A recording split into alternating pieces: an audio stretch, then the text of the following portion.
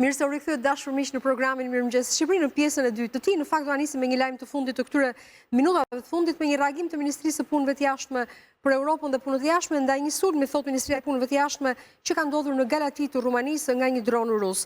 Shqipëria dënon sulmin, bën të ditur shefi i diplomacisë shqiptare sulmin rus me dron mbi Galati të Rumanisë, i cili ka goditur një ndërtesë banimi me civil, ku ka patur edhe të mitur të cilët janë plagosur. Shprehim solidaritetin ton, thot në emër të shtetit shqiptar, Ministria e Punëve të Jashtme të Shqipërisë, me popullin dhe autoritetet e Rumanisë dhe urojmë shërim të shpejtë dhe të plotë të plagosurve. Ky incident, sipas diplomacisë shqiptare, përfaqëson një përshkallëzim serioz dhe të papërgjegjshëm nga ana e Federatës Ruse dhe nënvizon më tej absurditetin dhe koston e luftës që po ndodh në Ukrainë.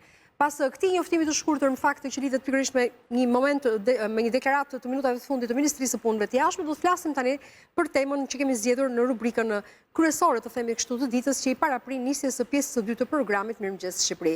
Gjatë ditës së nesërme në Tiranë do të mblidhen me 10 mjek shqiptar, gati me qindra mund të them, të cilët janë pjesë e Federatës Europiane të Mjekëve Shqiptar, një organizim i njohur nga shteti gjerman me gati 11 kredite, i njohur nga autoritetet gjermane të shëndetit të publik, gjithashtu një federat që ka zhvilluar takime dhe organizime me mjekët shqiptar që prej vitit të 2019, jo vetëm në kontinentin europian, por vitin e fundit, vitin e kaluar, edhe në Shtetet e Bashkuara të Amerikës. Do të jetë fat që nesër Shqipëria do të mikpres 10 mjek shqiptar, të cilët kontribojnë në sektorët e shëndetësisë kudo në Europë dhe në botë, dhe kam Gjergj Pashajin, sekretarin e përgjithshëm të Federatës së Mjekëve Shqiptar, sot në studion e programit Mirëmëngjes Shqipëri, që të na tregoj pak më shumë për organizimin e ditës së nesërme në 30 maj në Tiranë të mjekëve shqiptar që kontribojnë jashtë, temën kryesore të Kongresit të 27 dhe arsyet pse mbahet pikërisht në Tiranë. Mirëmëngjes Gjergj. Kënaqësi, faleminderit për ftesën. Është shumë kënaqësi. Kur bëhen bashkë shumë mjekë shqiptar, është një kontribut sigurisht që ata japin individualisht në vendet ku kontribojnë dhe punojnë, por është gjithashtu edhe një kontribut i rëndësishëm edhe për Shqipërinë, që mjekët tanë kualifikohen edhe në struktura të tilla që njihen ndërkombëtarisht, apo jo Gjergj? Patjetër, atëherë Federata e Mjekëve Shqiptar në Europë, roli i saj kryesor është rrjetëzimi i mjekëve, midis mjekëve shqiptar që punojnë, kanë krijuar jetën e tyre, eksperiencën e tyre në Europë dhe kudo tjetër në botë, në Amerikë, Angli, me mjekët shqiptar në Shqipëri, Kosovë, Republikën e Maqedonisë së Veriut, që shkëmbejnë eksperjencat, flasin me njëri tjetrin, të ndërthurin idetë e tyre dhe patjetër që të bëjmë diçka të përbashkët dhe diçka shumë të mirë për të ngritur në nivelet europiane shëndetësinë në vendet tona shqiptarëse. Cila do të jetë tema kryesore e Kongresit të nesërm në Tiranë? Atëherë nesër, Kongresi 27 i AMFS, i Federatës Mjekëve, do të flasim mbi antibiotikorezistencën. Antibiotikorezistenca tashmë është kthyer në një pandemi të heshtur, jo vetëm në Shqipëri, jo në vendet e rajonit, por në të gjithë botën, dhe është një alarm konkret që duhet vepruar. Projekcionet nuk janë të mira. Sipas OBSH-s, projekcionet deri në vitin 2050 flitet që në qoftë se nuk veprohet dhe në qoftë se nuk kemi një parandalim të keq përdorimit të antibiotikëve, do kemi deri në 50 milion vdekje deri në vitin 2050. Që është një shifër shumë e lartë. Shumë alarmante dhe shumë e lartë. Për shkak të keq përdorimit të antibiotikëve apo përdorimit pa kriter? Keq përdorimit të antibiotikëve, përdorimit pa kriter, por nuk ka të bëjë vetëm me pjesën e përdorimit pa kriter të njerëzve, sepse kemi të bëjmë edhe me përdorimin e antibiotikëve që tek ushqimet që neve konsumojnë, ato mbarten me vete dhe konsumojnë edhe të trupi jonë. Duke përdorur mjekime dhe medikamente, në fakt nuk është kështu, lidhet me gjithë zinxhirin e jetës që ne kemi. Ushqimor.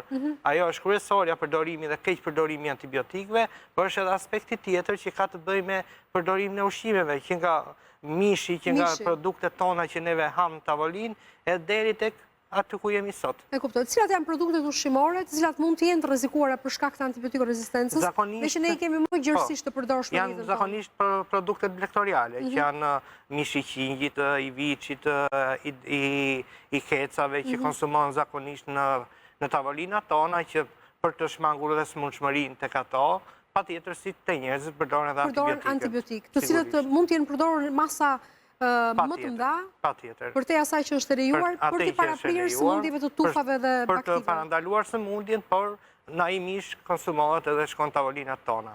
Por kjo është një pjesë, dhe pjesa tjetër është ajo që kemi folur gjithmonë edhe po e flasim përsëri, do flitet edhe nesër, përdorimi pa kriteri antibiotikëve nga të gjithë neve. si mund të parandalohet ose të paktën ndërgjegjësohet publiku në raport me rrezikun që vjen nga antibiotikët, për cilët Organizata Botërore e Shëndetësisë thuati paralajmëron një numër shumë të lartë vdekjesh deri në vitin 2050.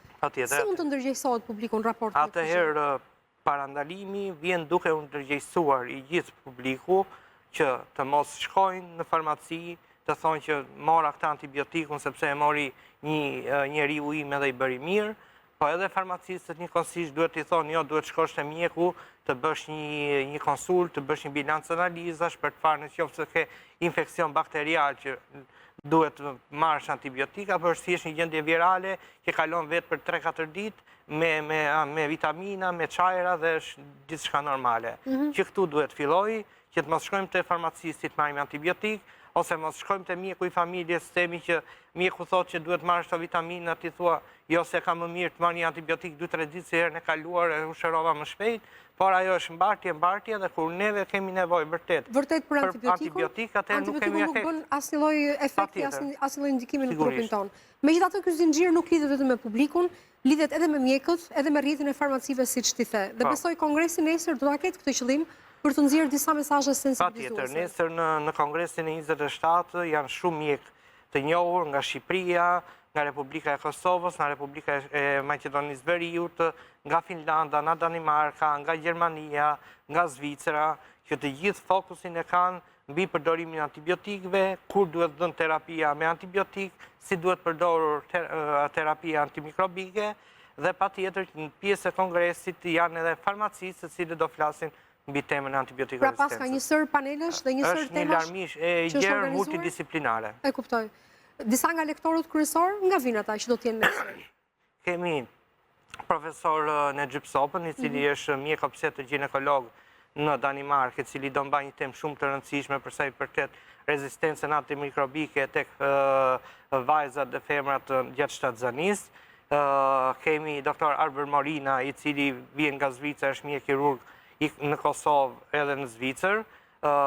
Kemi doktor Edmond Nushin, i cili vjen nga Finlanda për të na folur për këtë temë.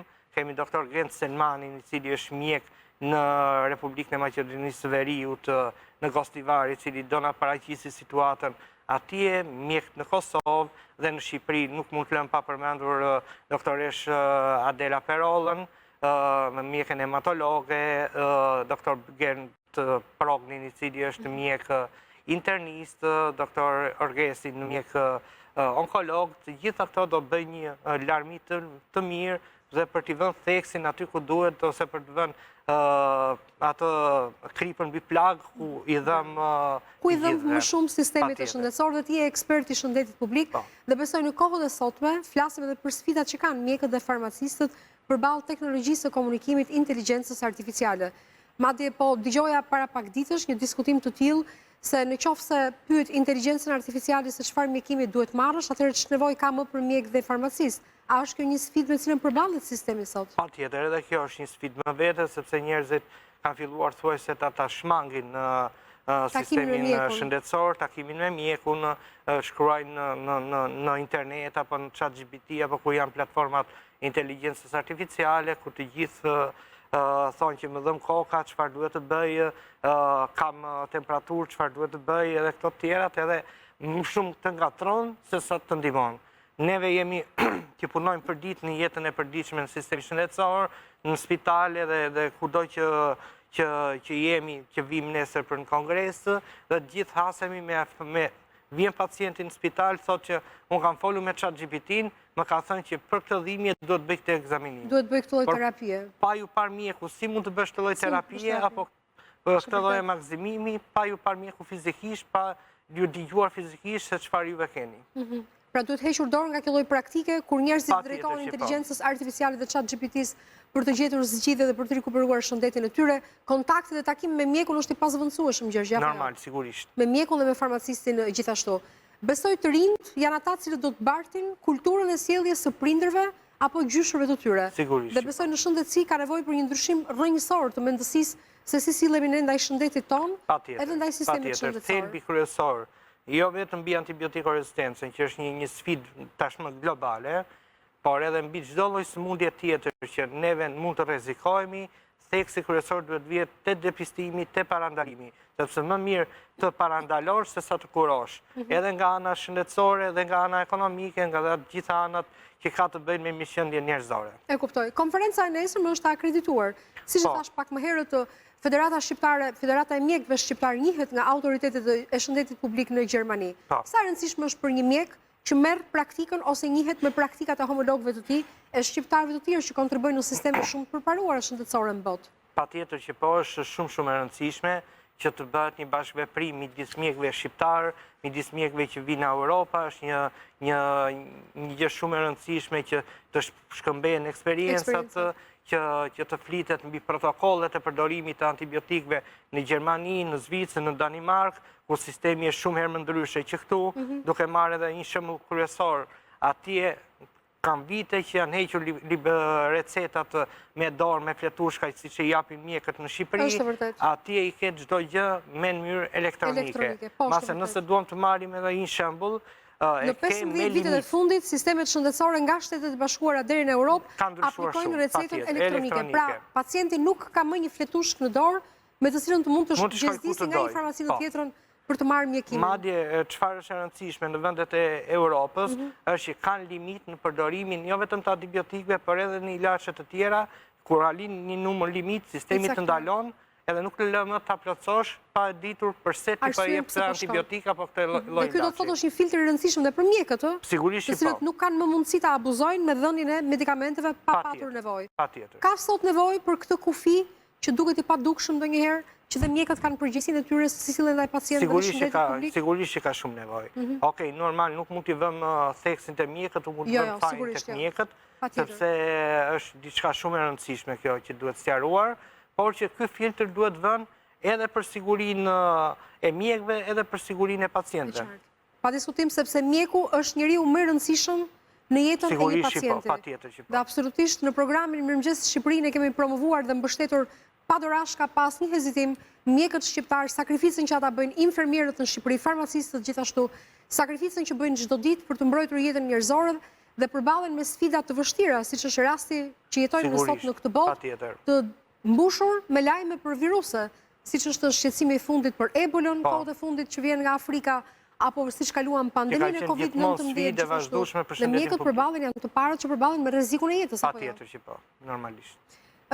Cilat do të ishte mesazhi kryesor që keti sot për mjekët shqiptar në raport me komunikimin që ata kanë me teknologjinë, me përparimin, me inovacionin, dhe sa i ndihmon kongresi që mblidhet nesër në Tiranë, edhe mjekët shqiptar? Atëherë, mesazhi që kam unë për mjekët shqiptar që punojnë në vendet tona shqiptarëse është që duhet me patjetër një bashkëveprim sa më i vazhdueshëm me mjekët e tjerë në Europë, mos i shikojnë si rival, si dikur që vjen në thonjza për t'i dhënë mend atyre nga jashtë, por një bashkëveprim i shëndosh dhe i sinqert për të mirën e punës, për të mirën e të gjithëve. Patjetër në Shqipëri ka shumë mjekë të respektuar që edhe kur i dëgjojnë jashtë ngelen të mahnitur, por bashkëpunimi duhet të jetë i ndërsjellë për të gjitha të mirat e shëndetit publik. Profesioni nuk ka fund.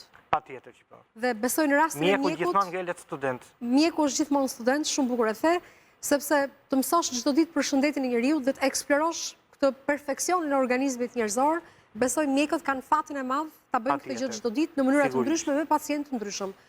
Dhe kam nevojë që të më thuash një mesazh në raport me të gjithë ata, ne e cekëm pak më herët, të cilët duke dëgjuar terapitë që përdorin kushërinjt, miqtë dhe shokët, vendosin të vetë mjekohen.